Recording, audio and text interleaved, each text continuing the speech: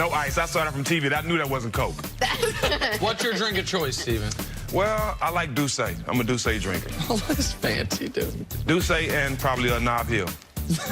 I like... On the rocks. Knob Hill on the rocks. Knob Hill on the rocks. Jenna, what's your favorite drink? Oh, some's like... Hey, sorry. I'm a tequila girl. Okay. Really? Yeah, I like a margarita. That's what I'm There's talking. not too much sugar, but a nice glass of Riesling will do well. All right, how many calories in that, Jenna? In the Riesling, it'll be about 110. A nice glass of I white want to be rum. around when the tequila comes out. Yeah, I'm sure you do. How about the second one? Then you really You No got one to else go does. bye-bye on that second one. Otherwise, you'll be around for a long time. Up. To the NBA now. Lakers lost a brutal game to the what Knicks just happened? yesterday. Yep. Nobody heard that because no one's listening. Yeah, Nice. with a chance to win, LeBron's shot was blocked at the buzzer by Mario Hezonja. That capped a 4 of 15 quarter for LeBron James, the worst of his career. Earlier in the game, Knicks analyst and Hall of Famer Walt Frazier cast some interesting criticism on LeBron. Take a listen. This type of behavior is not... When you're the face of the NBA, I think you should be more a part of your team, folks. No matter what is going on in the public, you got to be a part of the team. Maybe in the locker room, you're not, but you have to exude that type of togetherness in public, folks. And right now, we see he doesn't really care. So that's why this man is rumored to. This is his last season as the Laker coach. Basically saying because of that, this guy's not going to be around anymore. Stephen, what was your reaction to Clyde's comments? Saying that LeBron is not with the team, that he doesn't care anymore. First of all, Walt, nobody cares about your suits. Nobody cares about your mustache, your haircut, or anything. I was born in '78. I don't know too much about you. This generation don't know too much about you. I'm sorry, bro. You way out of line. I mean, anytime a team's losing, anytime LeBron losing, everything is magnified. Yep. He always sits at the end of the bench. And if anybody on that team is coming out and saying he's a bad teammate or we don't want to play with him, no. Walt, you way out of line. You need to worry about getting up to date with your suits and stop worrying about what LeBron doing. Here's the thing that I don't get, and people are missing their opportunity. For last 8 years, people have been waiting to jump on LeBron for something. And this year, there's actually legitimate basketball criticisms. That fourth quarter last night, he was real bad. He was bad. He tried to do too much. He didn't play the way LeBron... It's not the first bad fourth quarter you've had, though. No, of course. No. But just follow me along here for a moment. Like, there's legitimate criticism about the team, about his relationship with Walton, about his performance on the defensive end, all of that. And at the end of the game, last 4 possessions, LeBron missed 3, block layup, missed jumper, and then Hezonja kills him in the game. They lose the game. They blow an 11-point lead with 3.5 minutes left. But this stuff is nonsense.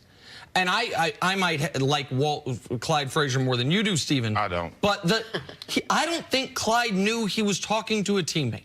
The white guy he's talking to right there is a trainer, and he gets either a Kleenex or some athletic tape from him.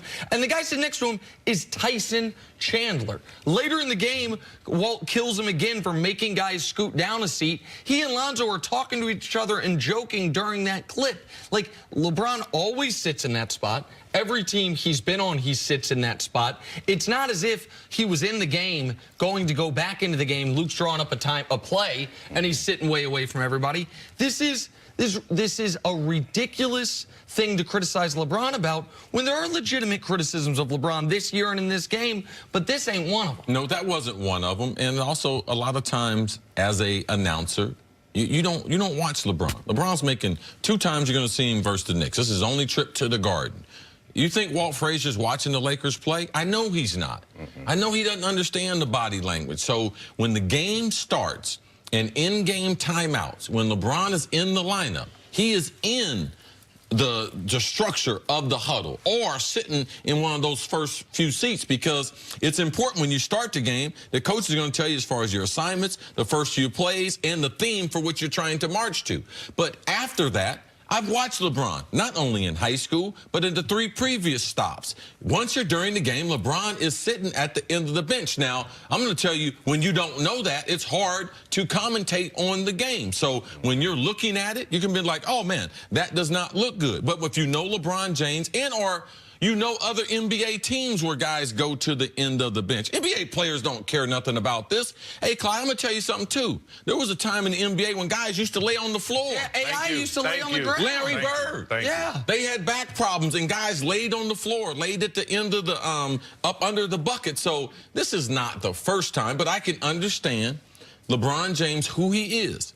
Everything he does is overanalyzed, and he's going to get criticized just like he has in the past, more times for things like this, because that's the narrative, what people thought going into the game. To me, I don't think people listening to Clyde are taking his lack of expertise in this area and you know something, saying, you know something, yeah, I like LeBron, now I don't like LeBron. Those who did love LeBron loved him after this. Stephen, why is he such an easy target, though? Because he's so great. I mean, that's the only reason he's so great. Like he said, people have been waiting all this time, all his career to pick on him. But keep that same energy. Keep that same energy. Keep that same energy with dogging LeBron and dogging the Lakers, because I guarantee you they won't be in the same position next year. This summer. This summer or next year. Well, and this is also, to me, symptomatic of why so many guys are so reserved and so hesitant to embrace any part of the media, because of how quickly people will turn on you. Like, so many of the folks that are just talking about LeBron, not as a basketball player, but as a teammate, almost as his sports character.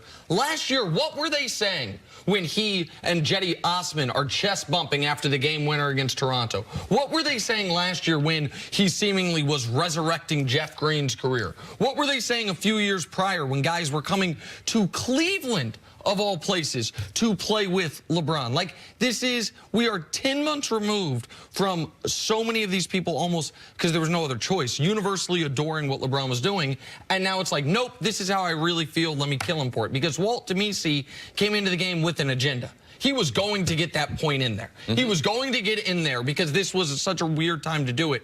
LeBron's been a bad teammate this year. Let me find a reason to show you why. And the Lakers, after losing 2 in a row before this game, not even in those basketball games, having a St. Patty's Day matinee where LeBron James is playing in the Garden, where I called for LeBron 5 games ago to put him on the rack. I told Magic, if I'm Magic, we're getting ready to get into a fist fight. Yeah. All right, because I'm not going to let LeBron play the rest of the season, because I don't believe the optics are good for him. I thought he was playing above his weight. I think he's gotten that down some. So to criticize someone who's the face of if he didn't care, he wouldn't be out there. So you can't say, oh, he's at the end of the bench, he doesn't care. Well, there's another way. And that's by taking yourself out of the games, and that's what LeBron refused to do. Even though they were mathematically eliminated from the playoffs, he said, that's not who I am. It's depressing coming from a former player. From a Hall of Famer. From a former player to me. It's crazy because we know we've all been in a position where we go sit at the end of the bench all the way at the end. This is not because of frustration. Sometimes that's the only seat, and sometimes you want to be down there to just refocus. Saying LeBron is a bad team and all that stuff that people are trying to imply because of their losing is sad, and that's people that don't know the game. And you don't want that story with someone like Clyde, Hall of Famer, if you think so or not, like his commentary or not, like his dress or not, it just adds another log on that fire. Yes. Oh, LeBron's a bad teammate. Oh, he's not. He doesn't have an interest. Why did he sign a 4-year deal? He could have gave him a 1-year deal. Fake news. And the reason I mentioned the Hall of Famer part is I was at this game, and so I didn't see this happen live. And it got texted to me by someone in LeBron's circle because of how taken aback they were by it. And I don't think LeBron and a lot of guys care so much about what the average media member says about him, the Rick Bucher article, which was a hit piece.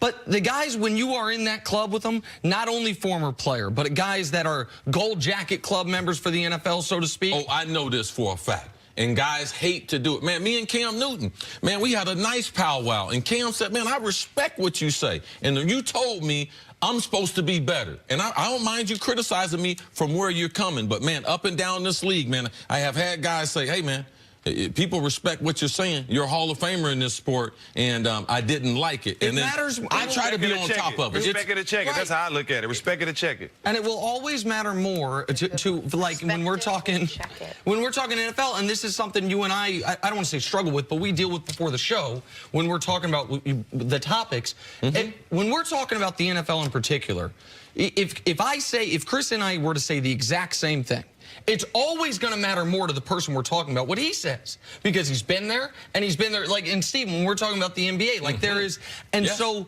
it wasn't just a guy in my role, to be totally honest, killing LeBron. LeBron's been killed by people when he went to Miami, all these things, but someone who I feel should know better. Supposed to know the game. Supposed to know the game. Supposed to know the game and know better, and a guy who is an all-time great.